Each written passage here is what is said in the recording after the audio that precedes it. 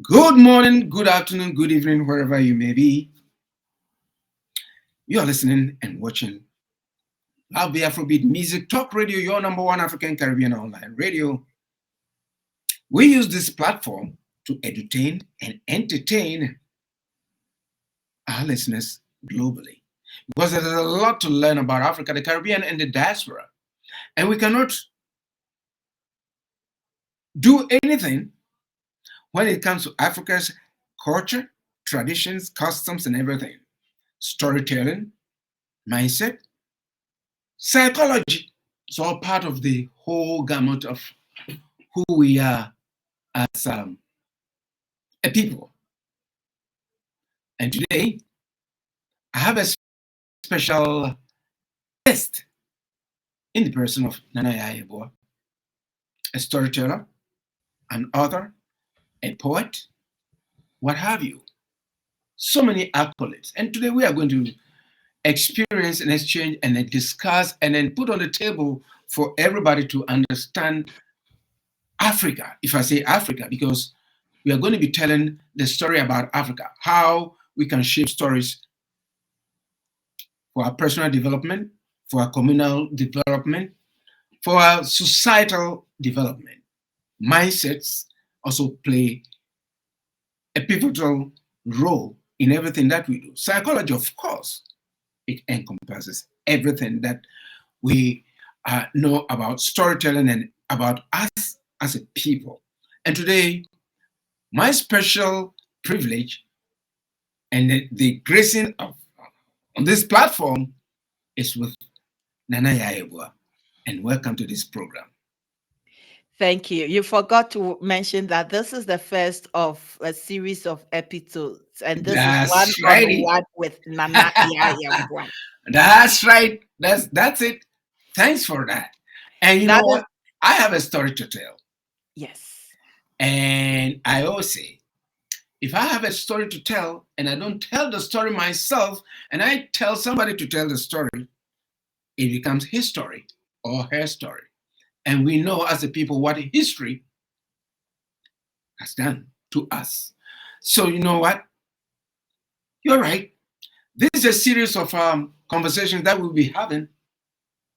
It's a program that we are launching, and there will be so many of these. So, folks out there,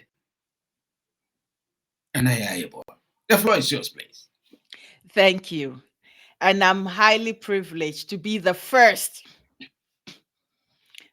on this on the first episode of having these wonderful conversations with you, and it is my fervent prayer and hope that subsequent guests will also enlighten the viewers and listeners, both viewers and listeners, whoever that is listening to it, either audio podcast or video podcast, to the full gamut of what it means to tell stories and or what this program aims to achieve. It is for our collective good. So your immense support is really needed to make this program a success. As Oh, we can yes. tell, your success is my success, our success is our collective success. So in Penfosi, a friend say hwɛ me ntwem hwɛ me nkyɛn mu ma me ntia na atwe mmienu ɛnam. Yes. Uh-huh. Yes.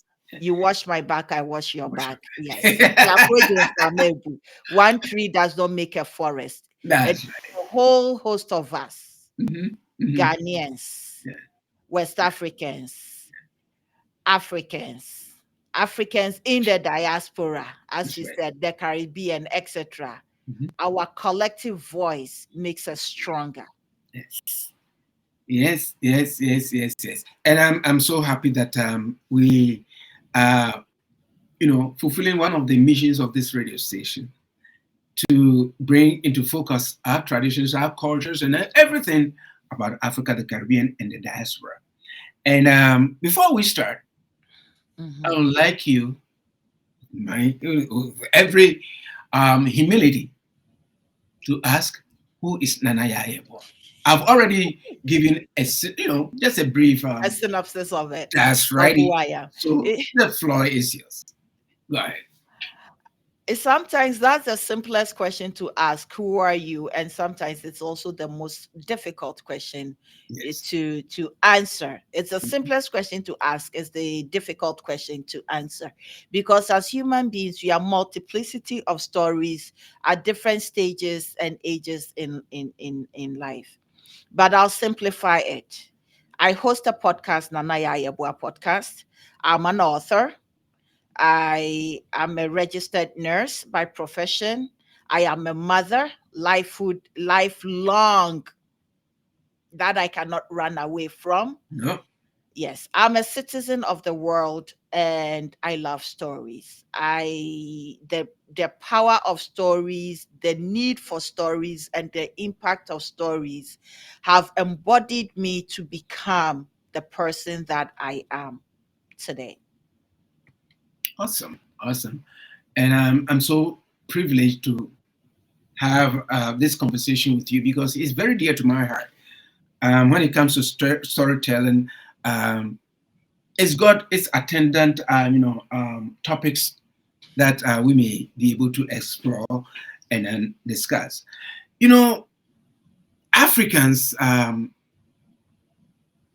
used storytelling to preserve their history, our history, not their history, Yes. traditional culture, and ritual ceremonies since the time, since the beginning of time, and Mhm. it has guarded and guided us through the ages. Mhm. What is storytelling to you?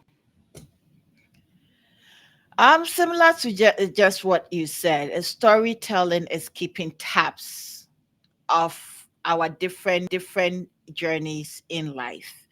And as much as in the African context, it is the larger story, even when you break it down, within the larger story is you and I, our story. That becomes part of the collective African story. Theo Yabuache, your name is a story in and of itself. Nana Yayabua, my name is a story in and of itself. So for the African, storytelling really gives us the rootedness we need to the space or the place we belong or we came from. And that is also tied to identity. It helps mold us as to who we are when we get out into this world. And this is one of the things that I normally like to say, that people need to understand. For instance, I'm a Black woman in a white space, and I occupy that space when I get in. Pause. My forehead is shining. Hey, it's telling the story of the shea butter I rubbed on my face. You see how it's shining. Sorry, I didn't mean to go off tangent like No, but it's true because somebody will ask you. Somebody can use the same thing to ask you, "Why is Nana's forehead forehead shining shining?" Then you start telling the story of about Inkuto. why. That's right, about why it became shiny. Because, like you're saying, in everything that we do, there are There stories is behind them. So if I should ask you, "Oh, what happened? What did okay. you put there?" Then you will start to, "Oh, you know what? I went to Ghana. I bought shea butter." Then I can ask you, "What is shea butter?" If I don't know, if I don't have Yes. any inkling about it, then you will Mhm. start telling me, "Oh, shea butter is grown in the northern part of Ghana, Yes. and this is what they do. This is what they do." That then the stories begin. So stories can start from anywhere. That is true. That is true. Am I correct? Or You, no, you're very right. all You right. are very right. Mhm, Yes. mhm. So embodied in those stories are the lessons, Okay. and that is exactly as that you said, that the lessons these stories impart are, for instance, somebody asked me this and it goes to the northern region, and then how is it processed? There are steps to it. Okay. So yes, so it's also educational. Stories are also educational Mhm. and informative. Wow. Yeah, yeah. Very, very interesting in it. So now, how do you connect storytelling? And I'm going into this family setting. Mhm. How do you connect um, storytelling and the development of the family? If yeah, I mean, let's take let's even break it down, even within the family system. Like I just said that stories can start from anywhere. So Yeah. now I'm going to ask about using storytelling as a tool Mhm. to develop children in a family setting. Is it possible? It is very possible. For those of us who grew up in the countryside in Ghana, you used to listen to Anansi stories by the fireside in the villages. It brought us together. We learned some morals also from it. But also what storytelling also helped us was public speaking and memory retention. Because you hear it, you repeat it to the next person. So you hearing it does not mean you only hearing it, but you need to mentally process it and store it and then retell that story to the next person. So when you're retelling stories to the next person or next set of people, you're also practicing public speaking. And in practicing public speaking is also self-confidence. Mhm, And then it goes on and it goes on. Yes. mhm, mhm, So the impact of story is very I think we are now studying the effects of story on people, or we now becoming more aware of the effects of stories on people. For mhm, children in particular, you read to children when they are young, they start reading, getting into these stories. Depending on the books you read to children, they become engrossed about a story, about a hero's journey, and then they want to be like that. It's impacted many of us to become people that we want to be. We've heard the story of say what's it, Lewis, who is a race car driver. It's like, mhm. wow, okay. Lewis Hamilton, yeah. Yes, Lewis Hamilton. I want to be like Lewis Hamilton. Little black boys who see Lewis Hamilton or hear Lewis Hamilton's story, it becomes an inspirational and motivational story. You hear Oprah Winfrey. Yeah, occasionally I have my own moments. What is her story? How did he get there? How did she get there? She becomes an inspirational narrative when a young black girl in any part of the world hears her story of where she began, her fortitude and dedication to her art, to her craft to become who she is. Maya Angelou, my favorite of all time, poet. What was her story? How did she become this woman of letters who did not have a college degree, did not have her master's or a PhD, but taught people with masters and PhDs? Because she was dedicated to her craft and she was grateful for her craft and she worked with what God gave her and became the best at what she did. And she was humble with it as well. So, all these people, the narratives, the stories we hear about them, the difficulties, their challenges, also helps motivate us towards that end of achieving. And that is one thing that children also learn from, whether the social context, the political context, the historical context. It's all stories. I have a book in the back that you may see. It's Uncle Tom's Cabin. And I picked that book because it tells the story of a a black man running from slavery in the United States, ended up in Chatham. Yes, Chatham, right there.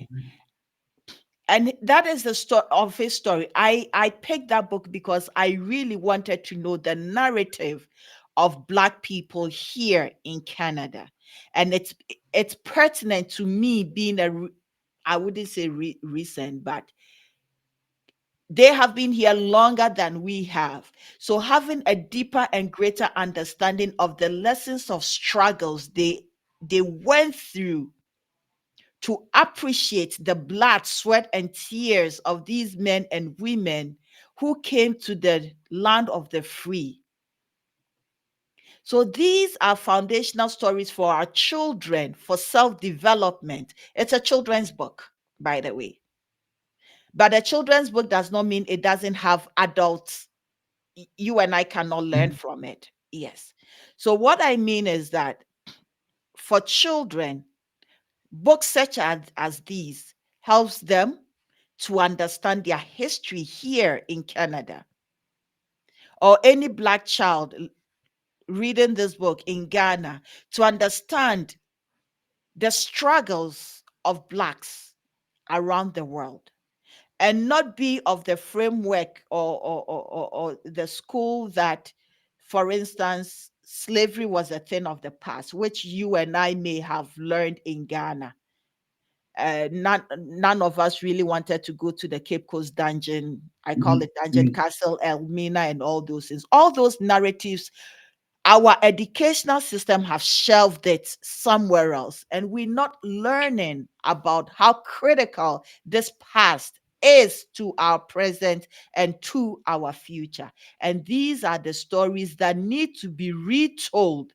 I didn't tell you, say Sankofa. Sankofa yenchi. Yenchi Sankofa esan se wusua nea aba echire na.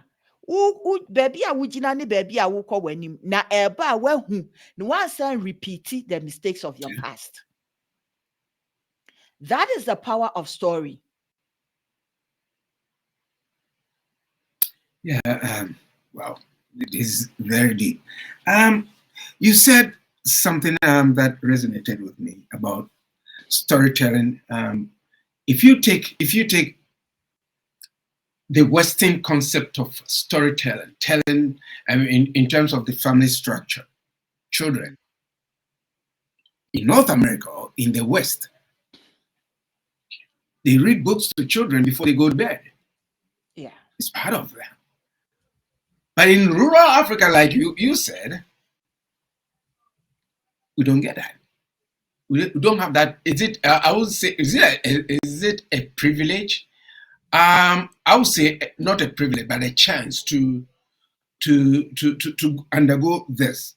And if you take the two areas, you'll see that on one side, the families or the parents are deeply involved in the nurturing of the children through storytelling at night before they go to bed.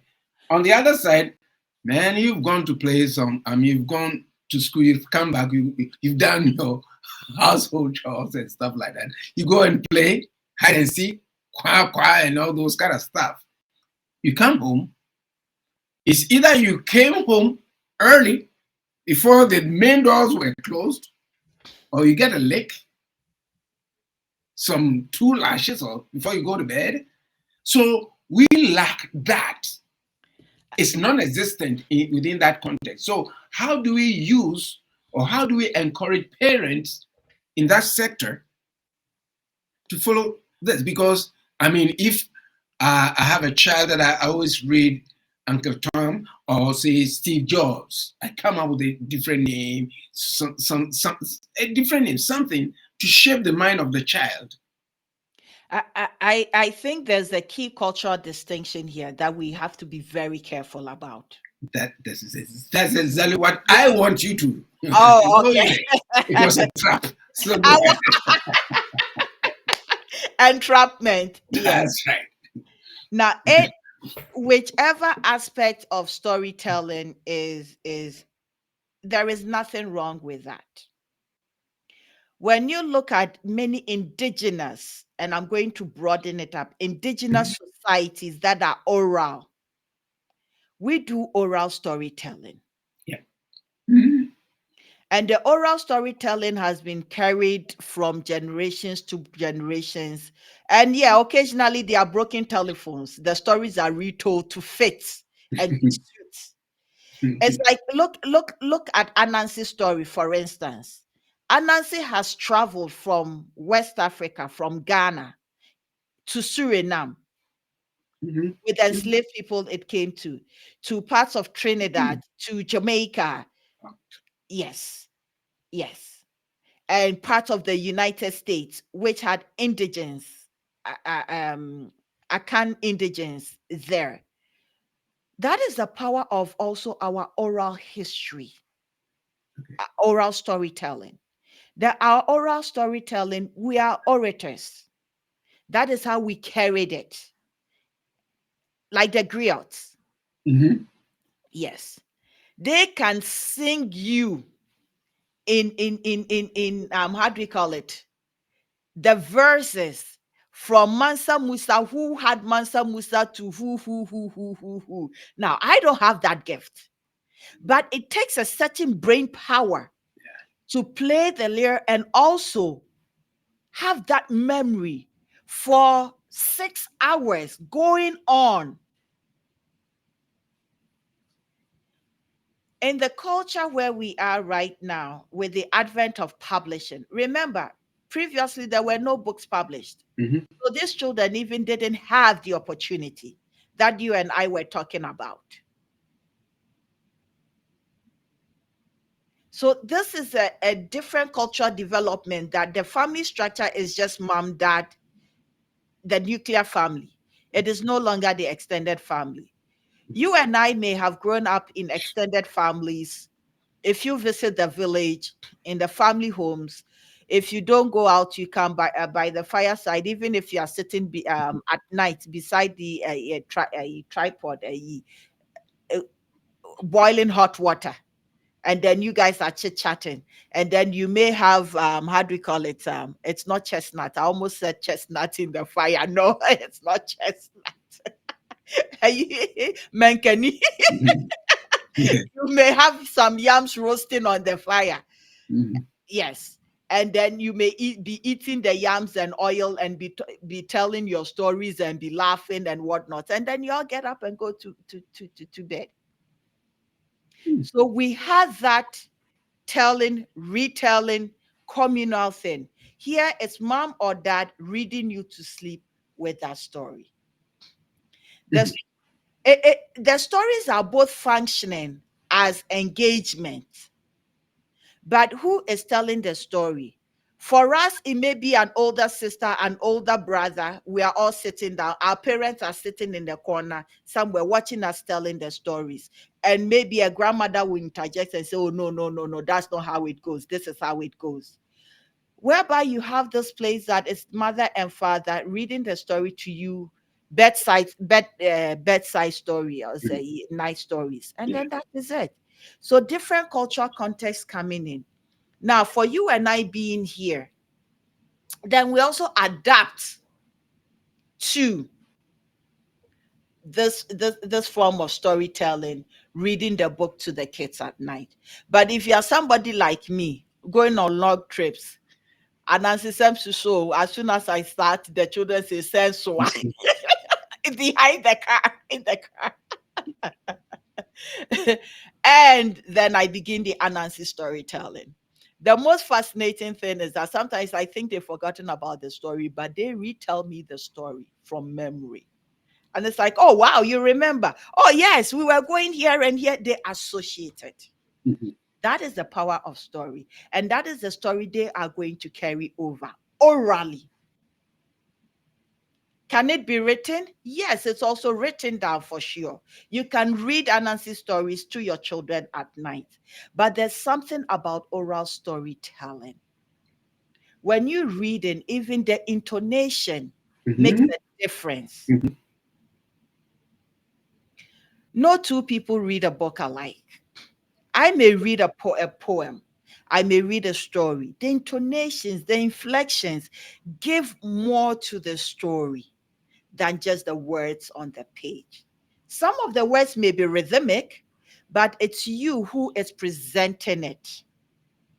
And that makes a lasting impact on the mind, on the heart, on the spirit, on the soul. Very, very enlightening, folks. We're having a conversation with Nanaya Ewa on this program, one on one with Nanaya Ewa. And we traversing the area of storytelling. And then my question to you would be, let's shift from um, storytelling to mindset. But Ah, before we even go there, let's go back to the area where you indicated the culture where I indicated it was an entrapment. Let's explore that. Um, to the average Westerner, I don't want to call myself a Westerner. I'm not. I happen to live in the you in a you Western you country. you are a diasporan. I'm a diaspora, but then I carry my culture with me to such an extent that I quite remember with my kids.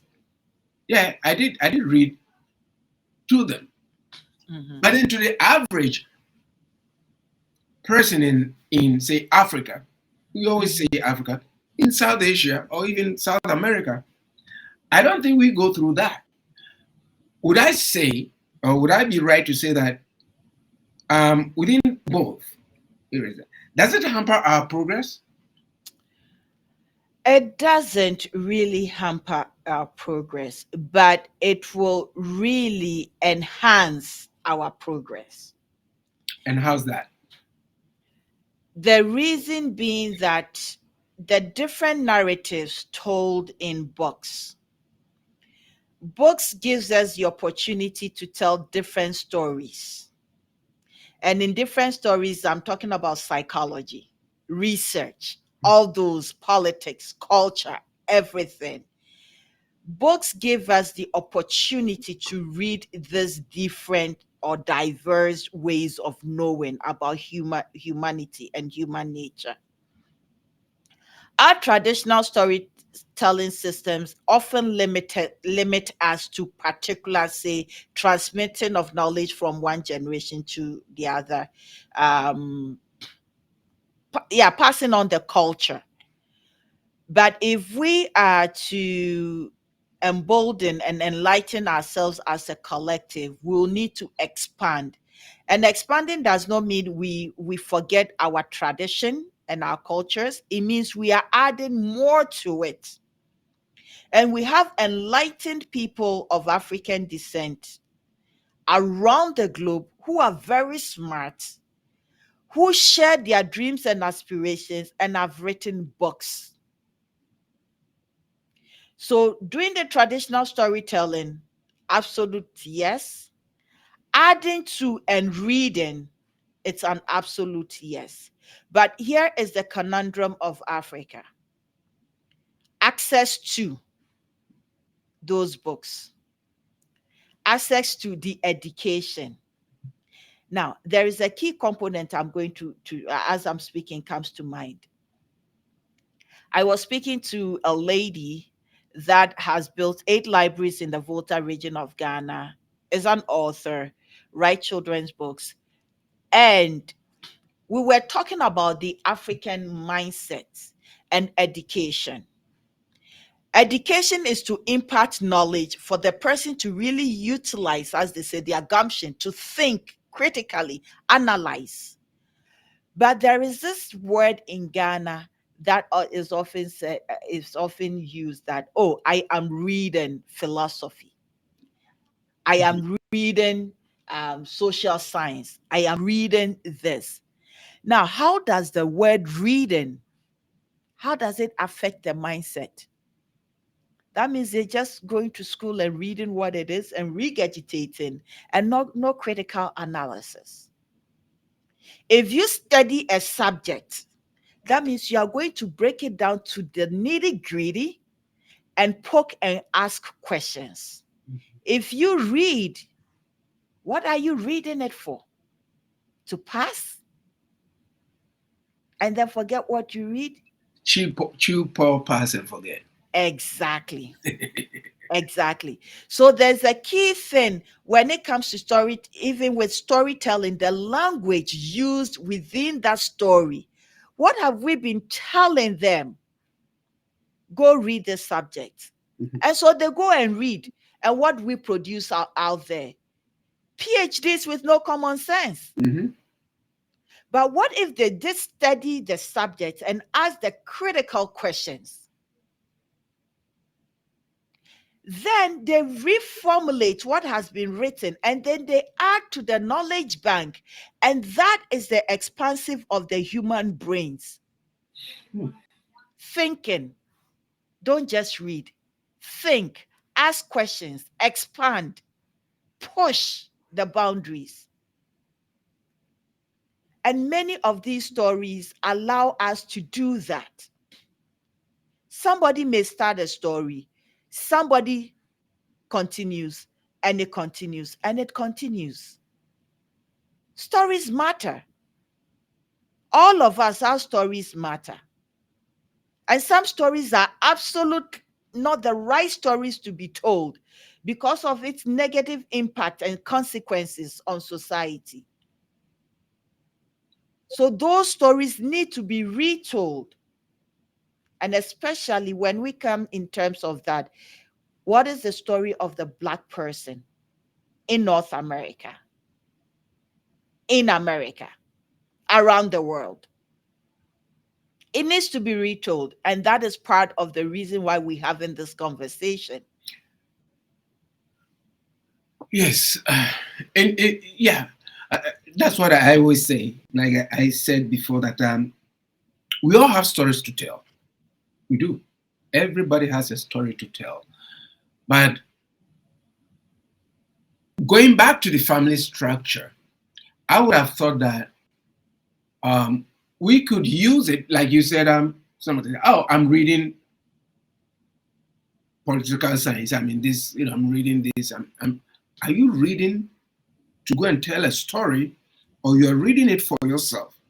You see, where I'm dragging it to is that there's got to be an understanding before you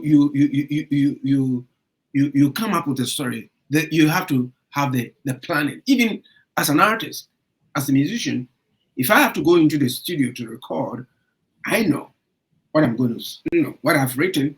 I know what I'm going to say. I know what I want to do in the studio to come up with the I music. think what you're referring to is purpose and intention. Precisely. Right? So within this Oh, context, oh, my. Purpose and intention. that's right. You see, I- hmm. so it means I have to be prepared, or I'm preparing to go and do something by putting A, B, C, D, E, F there, and so I'm going to do it. So what's the correlation between storytelling and then planning and then going to do that? Because at the end of the day, I can mindset myself and tell a story, and at the same time too, I can just go out there and then tell a story. Both are right. You can just go out there and tell a Just story. come out and say anything that You, I you want. you can come up with a story, yes. Mhm. But sometimes we do come up with a story, and as we are telling the story, we begin to think about the story we're telling. It's like, oh, okay. And then we draft a purpose and intention into the story to tell it properly. So sometimes it's just like, you having an idea, just do it. You don't know where or how it's going to go. But when you start, you can frame it with a purpose and intention where you want it to go. Now, back to your question about reading in school. This is one of my biggest my difficulties with intentions when it comes to Africans, and I in no, I would say when it comes to some Africans, and I'm going to give a specific experience with students at Accra Polytechnic University. So their professor invited me to give a talk to these students. These are working individuals taking a marketing class. I go in early, I sit, I'm listening to the professor teaching, and all I hear is talking. And I'm thinking, oh my goodness, man, I cannot, this is not a class that you cannot stay in my class and do this nonsense. Because the professor cannot be actually teaching, imparting knowledge, and then you are talking. Mhm. So when he was done and he called me and introduced me, I said, these are my observations. Number one, there's no dignity and there's no respect for your professor. And that is really, endemic of our society. It's something that needs to be changed. But as I am standing here, going to have this conversation with you, this and this and this is what I expect from this. There's going to be respect. You're going to respect me, and I'm going to respect you, which means when I'm speaking, I'm speaking. When you speaking, we all keep quiet and listen to you speak. That is respect. Now I'm speaking and people are chit-chatting in the back. And somebody asked a question about marketing. And since I was sitting in the class, listening to this professor speak and taking notes, the professor had the answer. So I had to come back and said and tell them the reason why many times things don't go right for us is because we do not listen. You are asking me a question you already have the answer to. So now you are going to answer that question for me. So I had to see, I wasn't going to give her the answer. It was a matter of letting her utilize her brains to decipher and sift through the difficulties.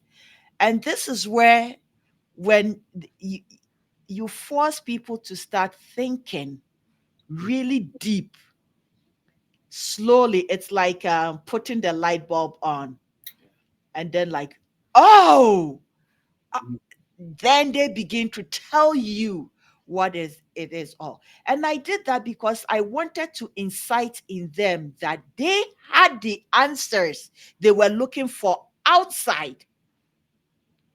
What you needed to do is dig within yourself, ask the critical questions to yourself.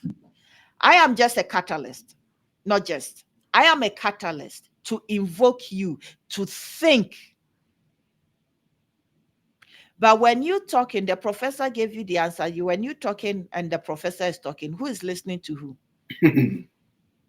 Who came to how do you call it, school to learn? From the professor who is an entrepreneur, who is teaching a marketing course, who's got his own business there. You came to learn from his expertise, and he is sharing with you his expertise, and you are not listening. That is the problem. Most of the time, with I should say Ghanaians, we like to talk and not listen. And when we listen, I think we block many of it out, so that the lessons we need to learn to come home, sit and jot and say, these are the lessons I learned, and how can they help me impact my life? We don't. So we need to be very critical about the stories we want to hear, the stories we telling, and everything else. Do we want the story for just entertainment, or we want the story for lesson? And it looks like half of us want entertainment and talk over, forgetting the lessons. Very insightful, though. Very, very, very insightful. Folks, We are having this conversation on the program One on One with Nana Yayebo. And we trying to explore um, questions about storytelling uh, within the context of trying to come up with something that we all could understand. In our African context, for instance, storytelling and music go together. Mm-hmm. Why do you think the ancestors put us on that kind of that? I think for the most part, we're rhythmic people. We are people of the drum. We are people of the soil. And many indigenous societies are. When we listen to the breeze in the trees and we hear the sound, we hear not only the sound, but we hear ancestral voices. Because we are also highly spiritual people. Now, I'm not even going to take you to our creation stories and Jesus Christ and because that is also critical to storytelling. That's right.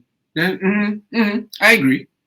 I It's agree. it's critical. It's the stories we've been told and the book of stories we were given, not this one, but yeah, this is my collection of poetry, Roots of a Woman.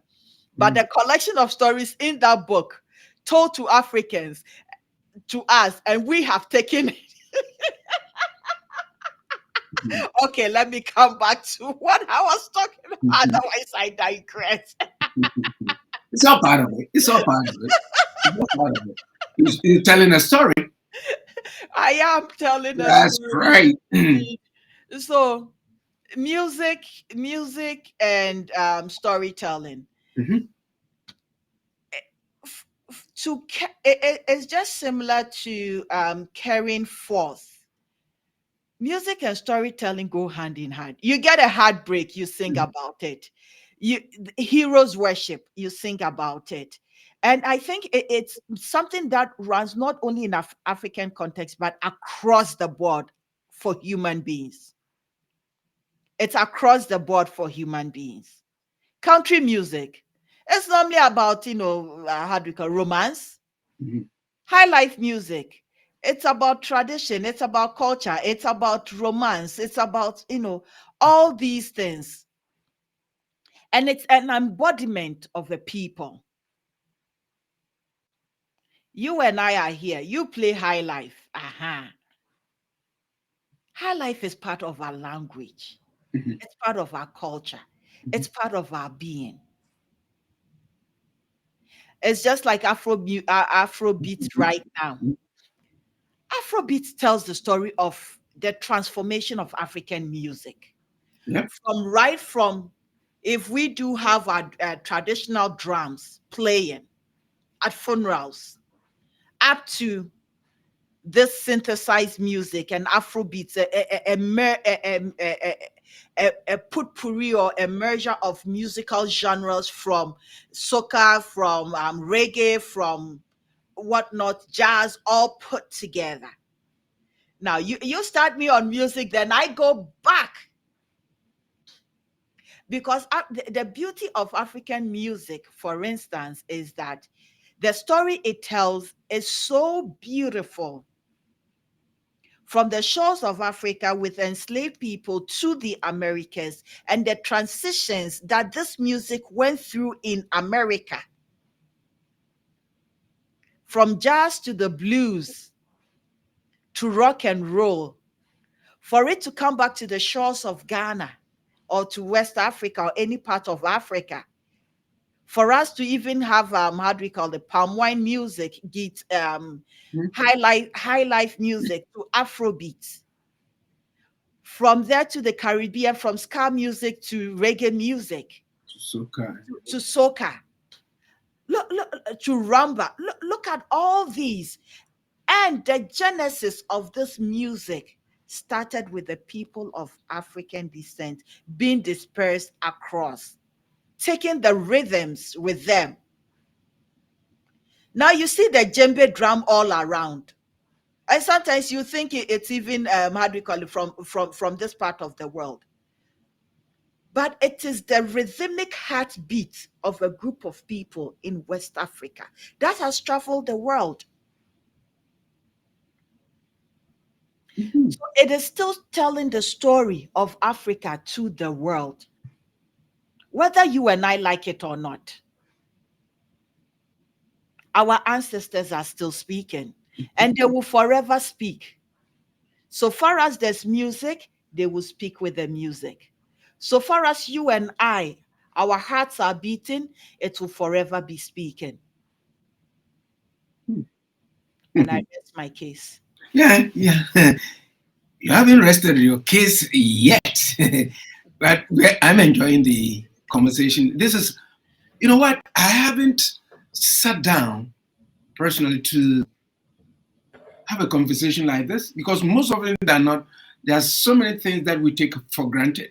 But if Wait, you go into it, then you come to realize that you don't know too much about the subject. That you don't know too much about the subject. It's like storytelling. What is storytelling? Ask three people on the street you meet and ask them what is storytelling. They'll give you so many different kind of things. They will not be able to tell you what it is, the concept, the theories, the practical aspect, everything about it. They won't be able to tell you. But they'll let me give you a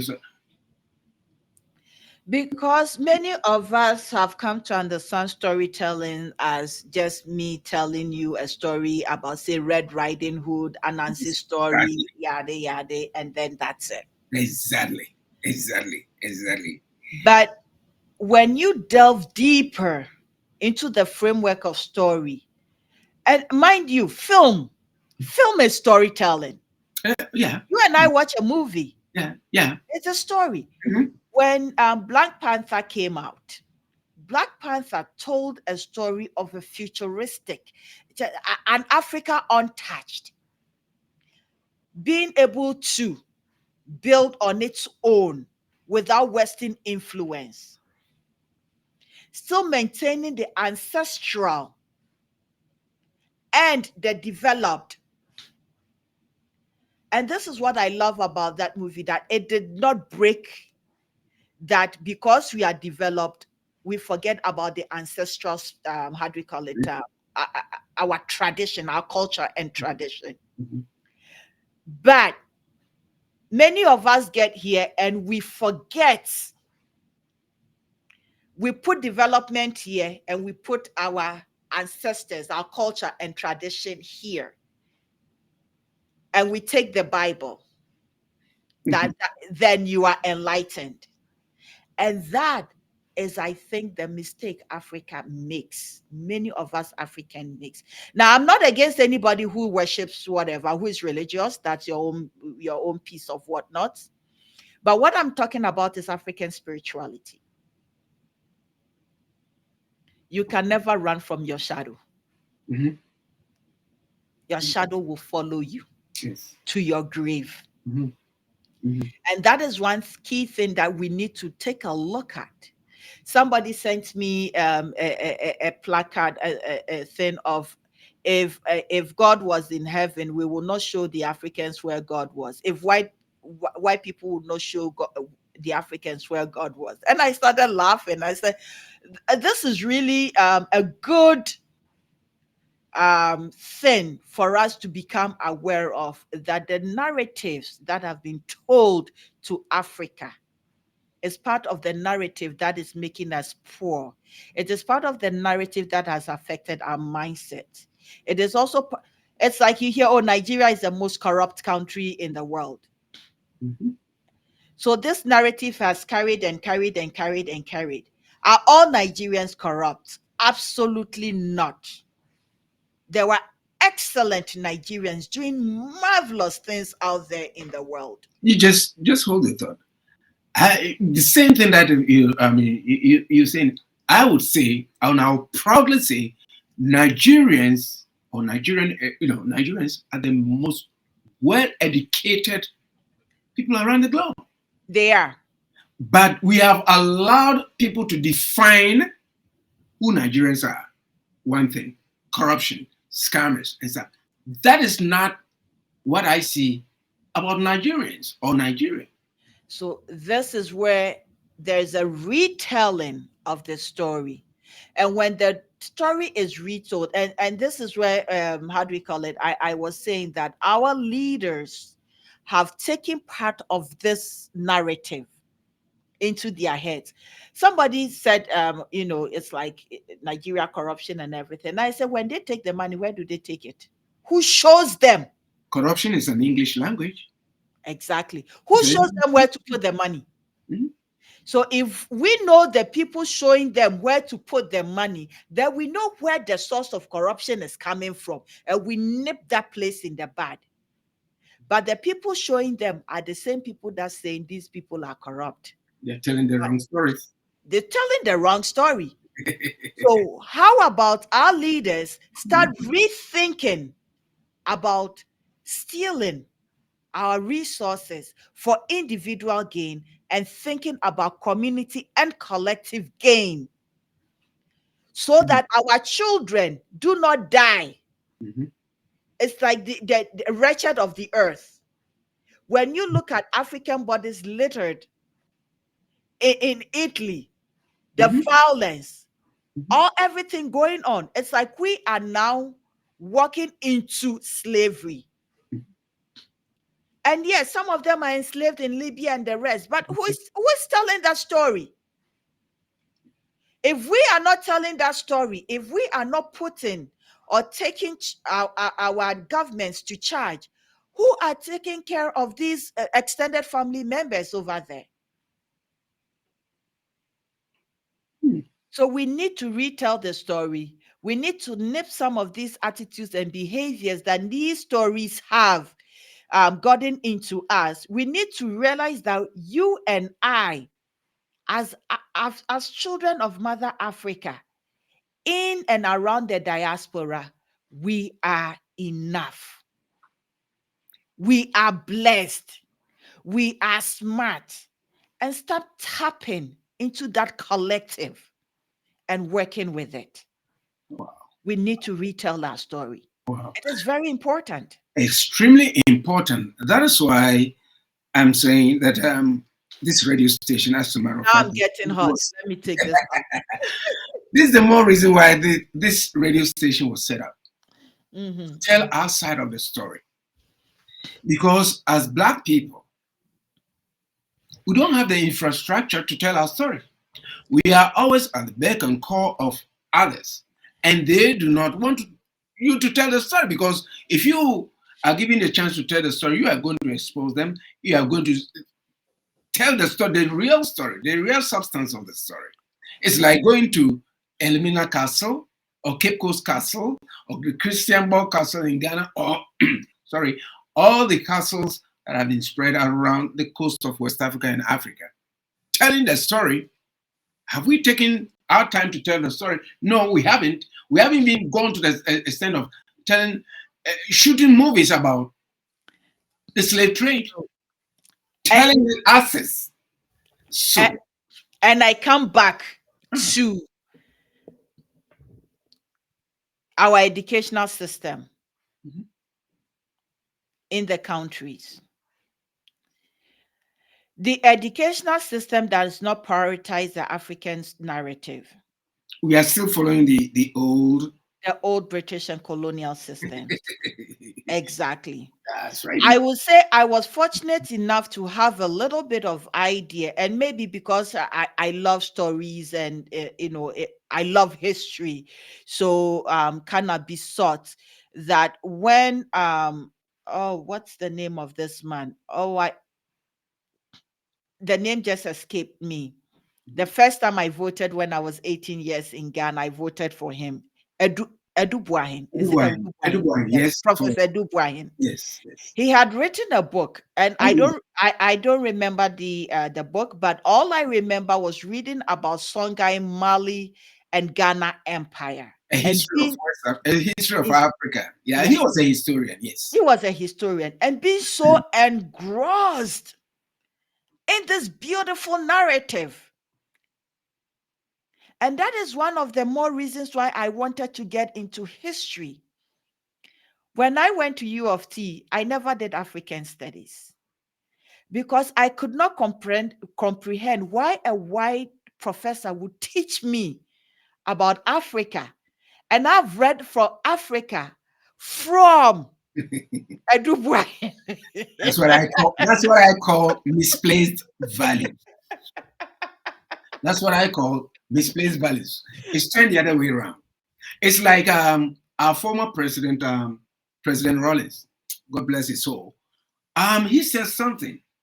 He said that he doesn't understand why African military leaders or soldiers should be trained in Sanders, in jungle warfare. He didn't understand it. He said, I don't understand why we should send soldiers to go to Sanders in the UK to go and to be trained in jungle warfare. If and the jungle is in Ghana. The jungle is in Ghana or in Africa or anywhere else. So that's why we have our misplaced values. Yes. It's misplaced values, simple and short. Because we have to be able to attack what is right in front of us rather than to look elsewhere, whereas the thing is right in front of you. And when he said that, I said, this man is saying something that is true. He again said he doesn't understand why a driver, a poor driver, should be arrested by the police back then when his revolution, whatever, should be arrested for using the wrong car tire or lorry tire. His reasoning was that he shouldn't be arrested. The person who sold to him at a higher price, that prevented him from buying it at the right price. He couldn't. So he has to live. He has to feed his family. So he used that. So if you come to look at it, misplaced values. Are we telling our stories for us to be able to get around things and to be able to make things simpler for us? We don't. We complain. Yes. And so I will give you this example. I got a message from a nephew in regards to a house that I have invested in and built. And they were telling me that, so it's a family house. The extended family lives in. I have never slept in this building before, but I invested to get it for them in the name of my grandmother, who is deceased, who is no longer. And then they send me an image of the house that, because it's raining, they're having issues with, And I asked, does anybody pay rent in that place? The answer is no. So what is the expectation now? Do you expect me that do not live in the house to actually come and fix it for you? If that is what your mind is telling you, then that's the wrong mindset. I'm not going to do that. I got a little more pissed off with them and said a few unsavory things to them. But I also went to the young man and said, you are in university. I expected better from you. You have brains. What are some of the simple solutions you can come up with to ensure that the distraction going on is prevented? On another note, I left them a message, and that was a business decision because I realized that, no, I need to tweak it. They're complaining, but I need to come at it from a different angle. There are empty rooms in the house. Rent it out. Utilize that money, reinvest it into the property, and then leave them with the message, I don't want any of the tenants who come in there to live to be given any trouble. If you do, you yourselves will be thrown out because this is a business decision. Nobody crossed me again. And that is working. They know how I work. And that is me deliberately working to change the kind of mindset they have there. Manna is not going to fall from heaven, my heaven. I work hard and long and plan and budget to get to where I need to be. I find solutions to problems and I want them to be problem solvers, solution focused, and not complaining. We know what the issue is. How do we resolve it? That's all I want to hear. Be solution focused. And when you solution focused, you will find answers to do it. It's the story we tell ourselves. They have a helpless mindset that, oh, me, I'm in Ghana. I can't do anything. It's difficult here. It's this and this. They forget that when you go to downtown Toronto, people that have run and become refugees, pregnant women, were outside in the damn cold, in the elements. Mm-hmm. You don't have a mother here. You don't have a father here. You are Black. Who cares about you? And the saddest part of all this narrative was that even those of us of the same color, the churches, institutions here were not even doing what they needed to do to help support or get our people off the street, but were more concerned about the tithes and the monies they will get, rather than the humanity suffering out there. So, what is the story we tell ourselves? And what is the story we need to retell ourselves? Do we need somebody to say, hey, you people need to do this for your community? Or can we come together as a community and do well for ourselves? But on that note, I'm going to tell you another story. And this story is of a young Nigerian man here in Canada, Lekan. He's been working tirelessly towards the Black BFTUR, Black Techs, whatever, Blacks in Technology. I was privileged to attend this year. Theo, this is the most amazing, beautiful production I had seen of Black people under one roof, interested in various aspects of technology, professionals, speaking. It made me so proud to be a Black person. That is the story. We have beautiful Black stories to tell. Oh, yeah, definitely. Yeah. We have beautiful, impactful, motivational Black stories to tell. Do you think he just became successful overnight? Absolutely not. That guy worked tirelessly. I met other young men tirelessly working towards success. I was in awe. I was in awe of them, because when you see the tenacity of these young Black men and women, data analysts, software coding engineers, etc., small business owners, whoa, managers, CEOs, and whatnot, it's like, damn. It was an absolutely beautiful event. It was a story to die for. And this is the stories I want to see, I want to hear, I want to be a participant of. These are Black legacy building stories, so that the future children learn from it. When we say Black excellence, that was Black excellence in Canada. Yeah. And to add to what you said, the station was also invited to. I've never gone into a place where I felt that I'm blessed as a person of African descent or as an African. We were invited, the station was invited to go to Ottawa.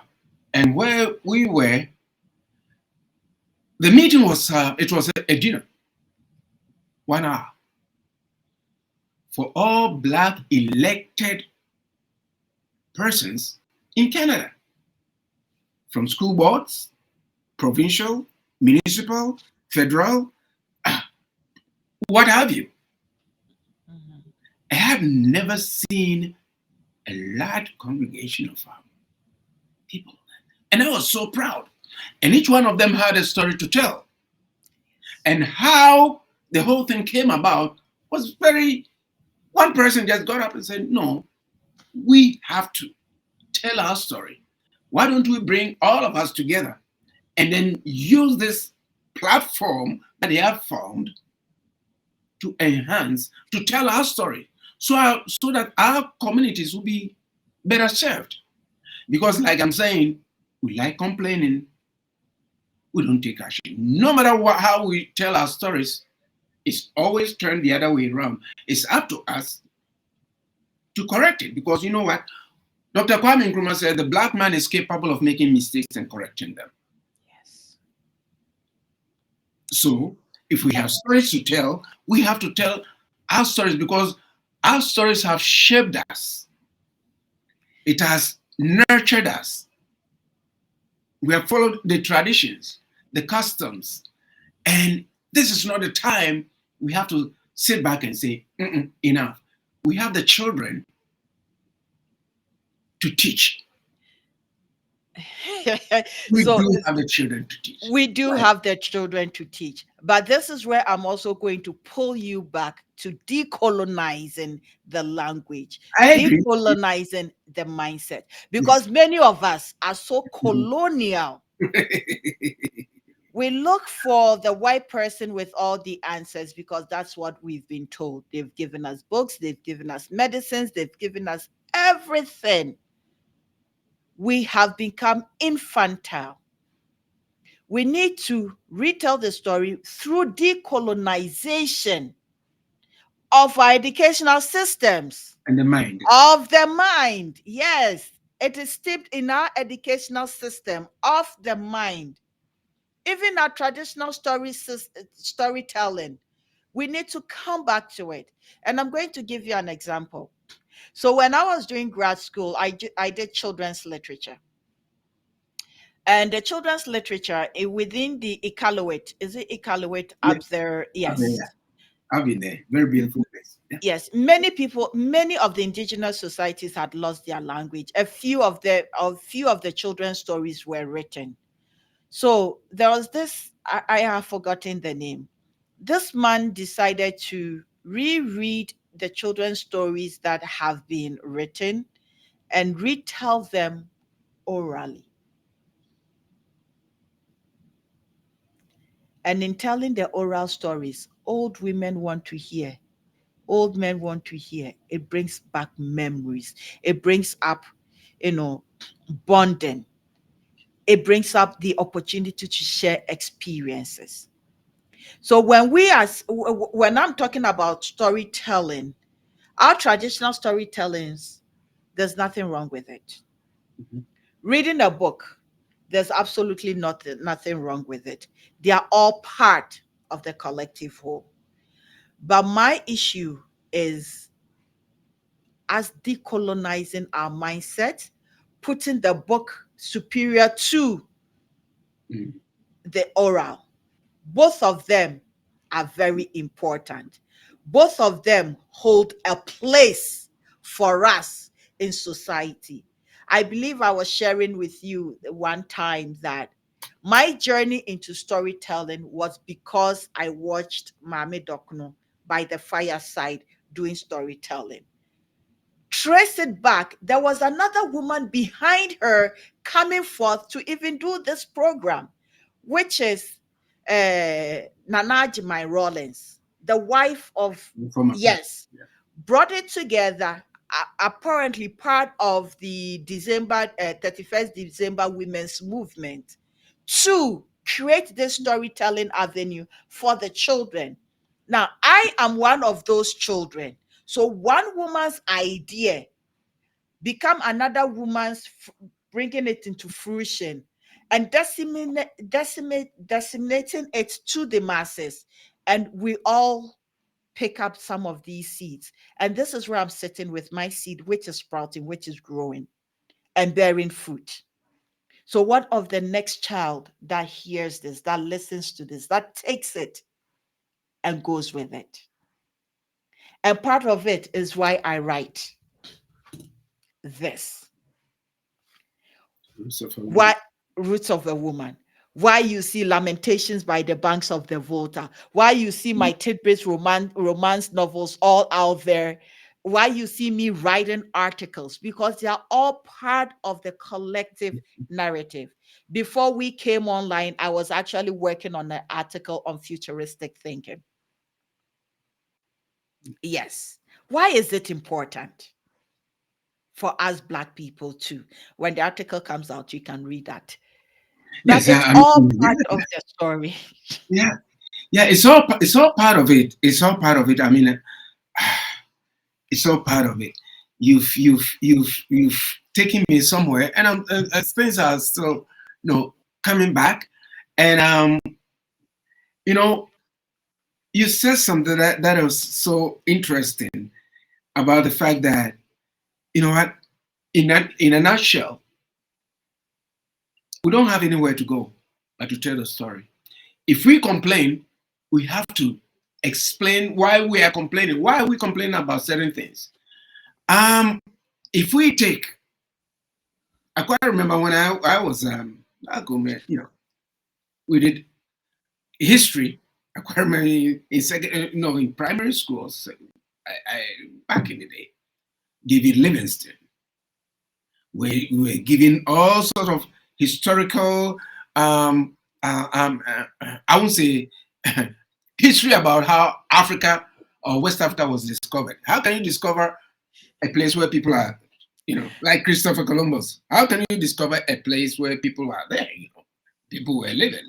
But you see, the whole thing is that we've allowed things. My whole thing is that we shouldn't allow nobody should allow anybody to define them. We've allowed other people to define us to such an extent that sometimes we get confused. I was in an Uber today, and this gentleman, a Black guy, we're having a conversation, and we're talking about general things. And he said, I was talking about how we've allowed ourselves to be defined. And he says, yes, what you're saying, Theo, is true, because I was talking to a Black person. And what the Black person said didn't make sense. He said, I wouldn't vote for somebody, the turban. And he said, yeah, the person says, are you a Black person? Do you call yourself a Black person? You are Black. You see, you have a mindset to discriminate against somebody. The same thing is being done to you. So why would you even go there? Think about yourself. Think about the stories about how you migrated here. Even if you were from Ghana, we have all stories, or from Jamaica, or from Grenada, or from St. Kitts. Before we migrated here, we had stories. If you ask me how I came here, I will tell you. And I didn't have it easy. I came here to go to school. I finished whatever I had to finish. And I'm still here. And I'm still here. So my story, I tell it every time. You see, if you don't tell the story, somebody will tell the story for you, and it may not be factual. So we allowed ourselves to be defined, and that is what is bugging me, Nana, as we're speaking. So because we do not really understand, or some of us do not really understand the power of story. But this is one of the things that I also say, that as Africans, we have proverbs. Mm-hmm. Oh, that's another thing. We have proverbs. Yes. And one of the main running proverbs about storytelling is between the hunter and the lion. Mhm. If the lion does not learn to tell his story about the story of the hunt will forever glorify the hunter. Mhm. I loved Kwabena Dumo. Okay. May his soul rest in peace. Yeah. If I want any job really right now in the world, I just want to tell African stories from an African perspective.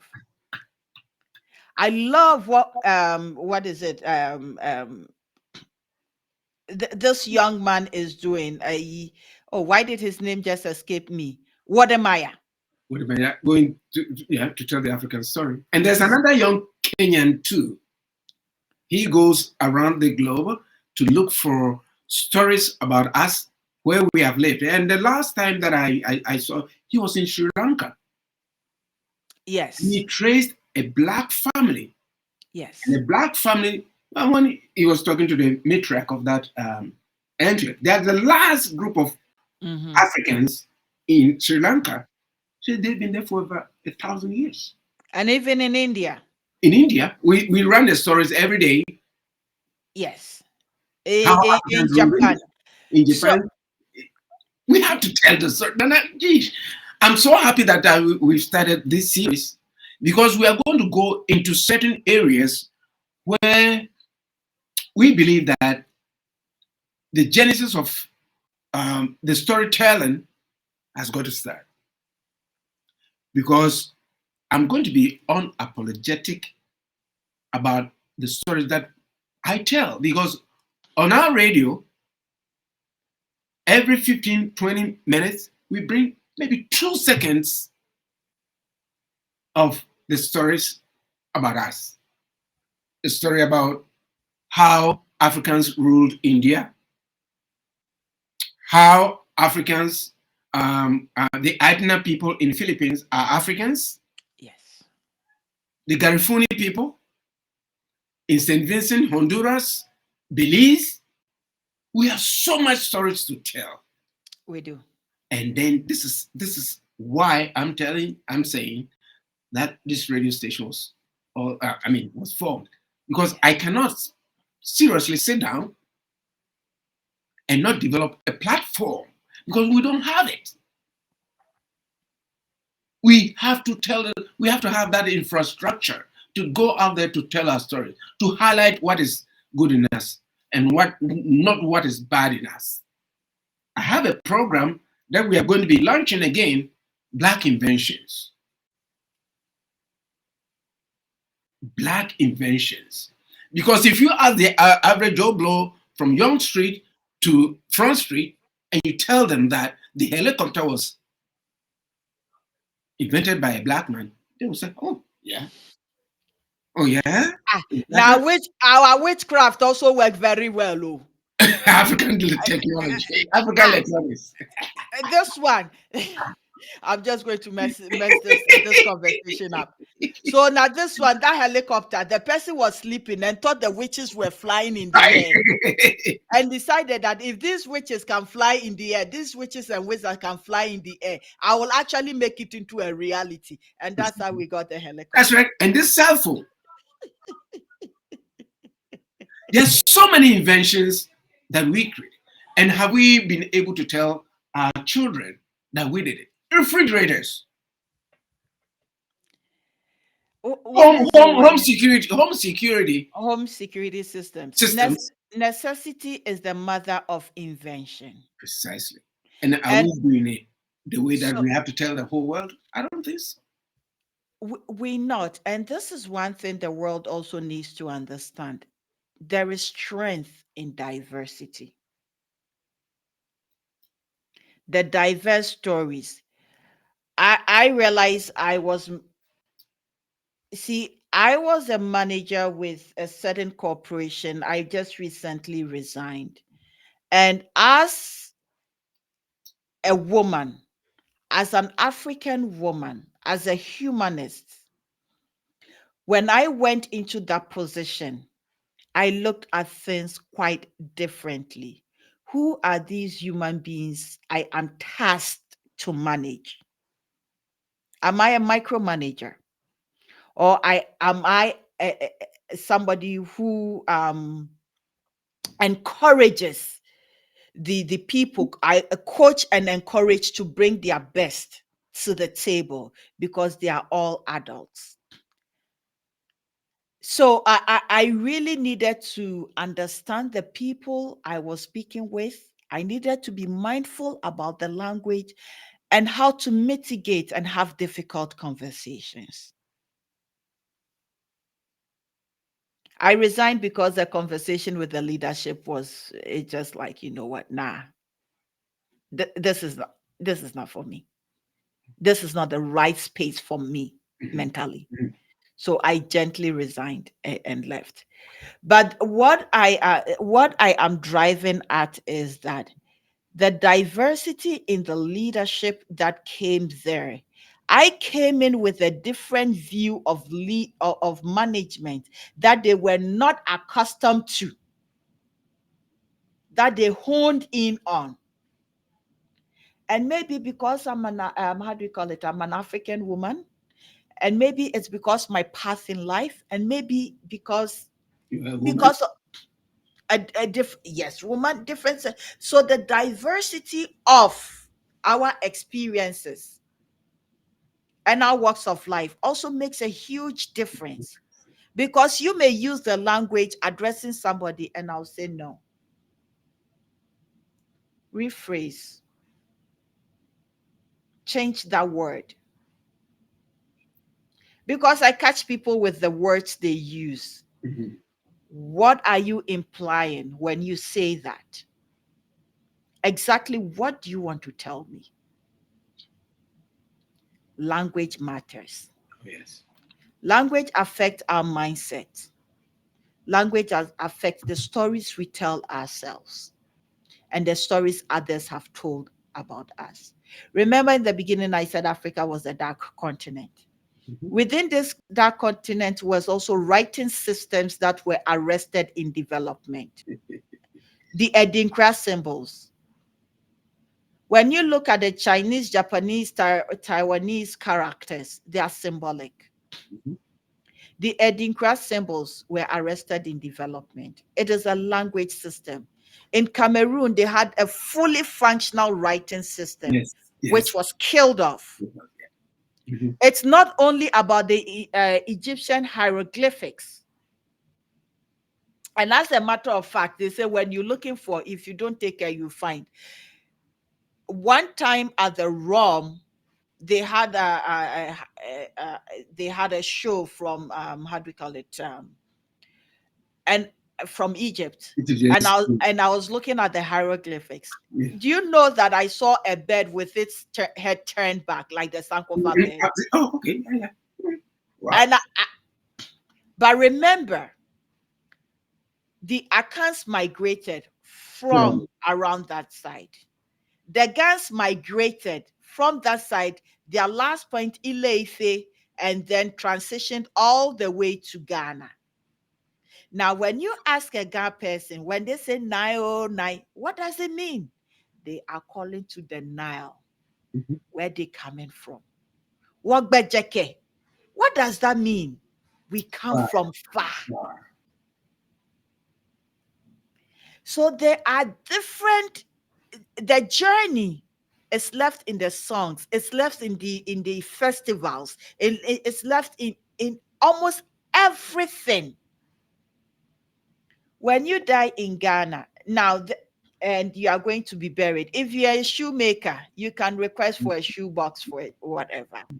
That is not an ancient story. That is a recent development Yeah. of storytelling, how we bury our dead according to profession in a respectful manner. Mm. When people are jubilating or carrying the coffin and dancing, To the untrained Western eye, it looks like something that is just for entertainment. To the traditionalist, it is a respectful transition into the afterlife. And I've been watching it and watching people cover it, and I'm getting pissed off with the story being told of what it is, and that it is not that. And sometimes even us as Black people forget the deep cultural understanding of why these cultures do happen, because it's honor of the person who has passed who becomes an ancestor. Mhm. Mhm. But because of Bible, church, don't even start me on that. Mhm. Mhm. Because that is a narrative that is also impeding on the African mindset. The amount of churches Churches. are more than companies and businesses. Why don't we utilize these times judiciously, these brains judiciously?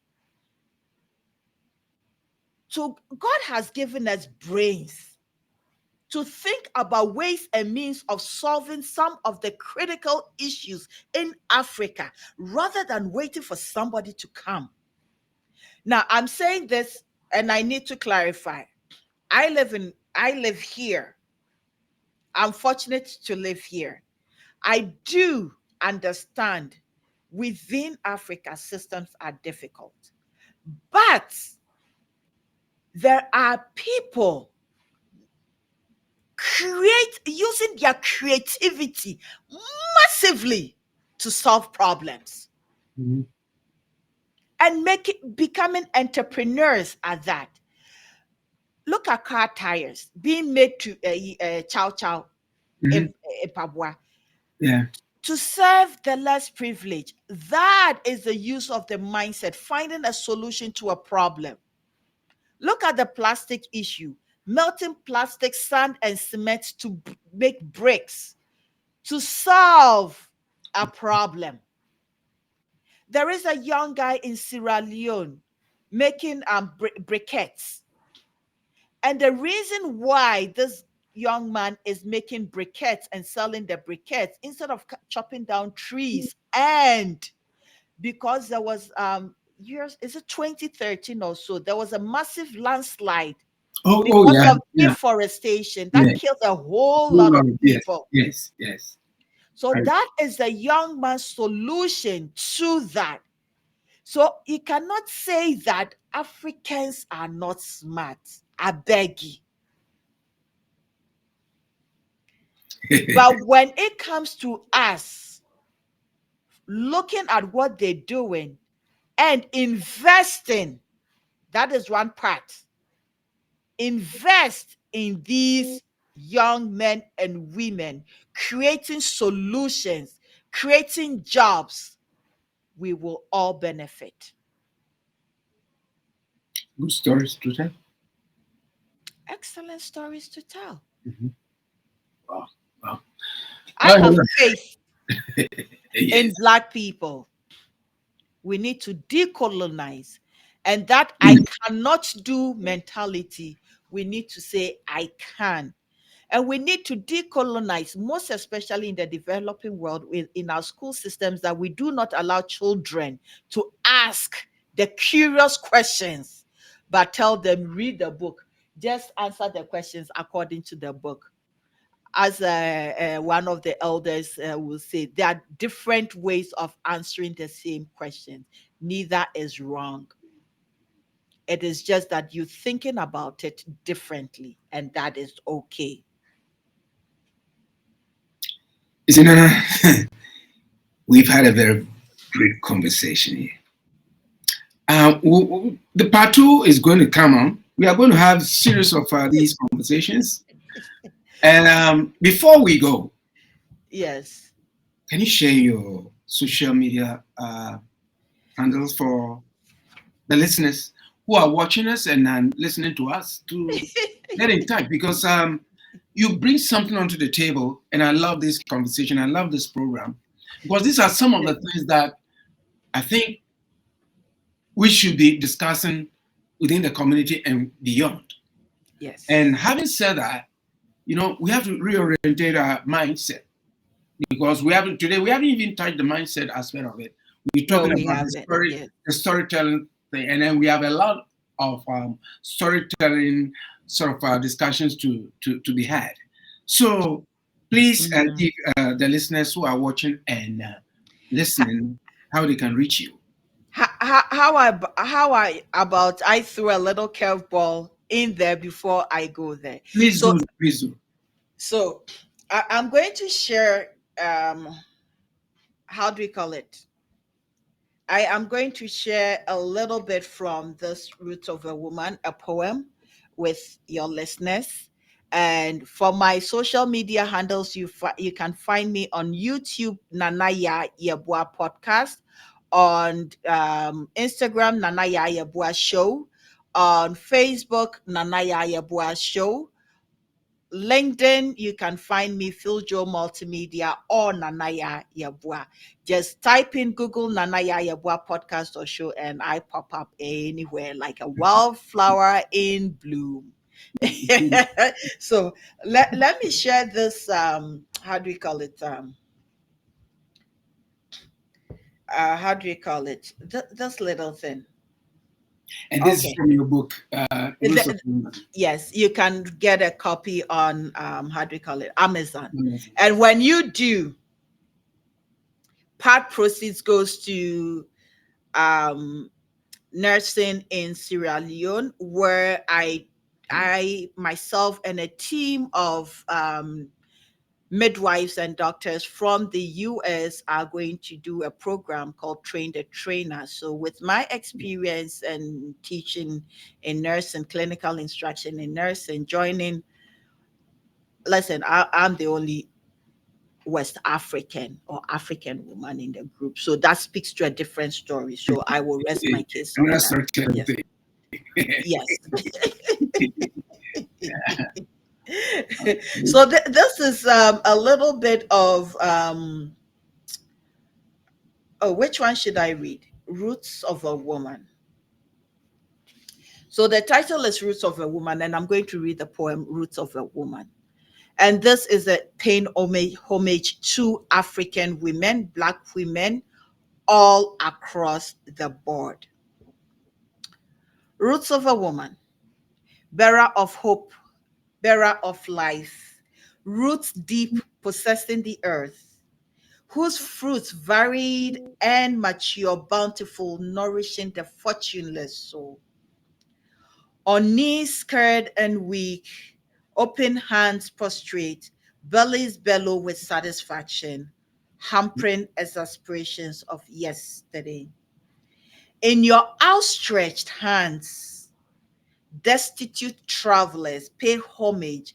In your bosom, shaded with gratitude, earth creatures nestle, consoled with resilience. Mhm. Wow. Bemena, Wow. yɛfrɛ bɛrima a Theo yɛ aboakye, oyi n'anim. Ɛsɛ ɔbaa tɔ tu a ɛtwere bɛrima bo. Seesei deɛ ɛka ne saa nhwɛ a feminism de asɛm aba. Ɔbaa ne tɔ ne tu a ɛtwere ɔno a ne bo. Mhm. Nanso, Mhm. sɛbio. Ɔbaa ne ɔbaa ntumi nna nwo. Ɔbaa ne bɛrima na ɛbɛda awo. Aha. So our generation, the next generation, is the male and the female. Esuatra, ayɛ a na ɛdi ɛha adwene yie. Yɛn nananom antete yɛ saa. Ɛsɛ what an elder sits and sees, a child will climb the highest tree, will not see. They are blowing winds of transformation, and we need to take heed. Those that have ears, hear. Those that have eyes, see. And those that have the mouth, speak. Manuto. And those have the mouth speaks. And folks, we'll be back at it again. It's been wonderful. And this being the first show, well, come back again, you know what?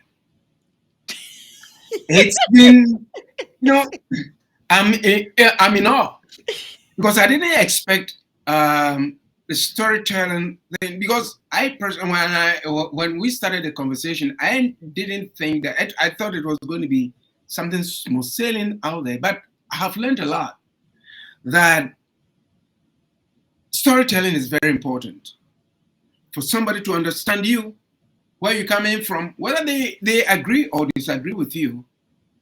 You're telling your story. You know your story. The person can say, I don't believe you. Well, that's fine. It's my story, not your story. So it's good for us to tell our stories.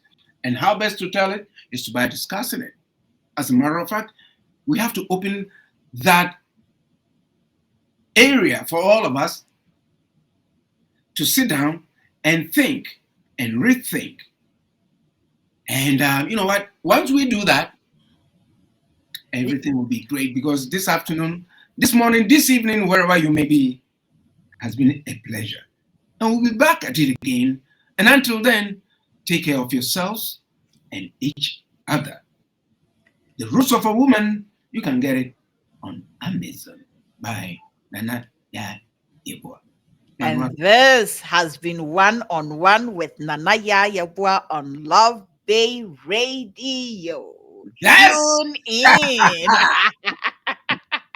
All right. We'll see you again. Bye-bye. Bye.